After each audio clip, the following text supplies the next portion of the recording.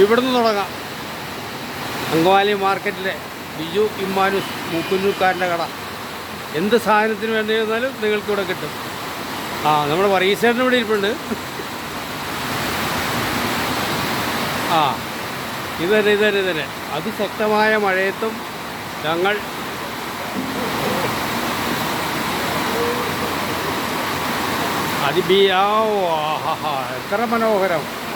എത്ര മനോഹരം 34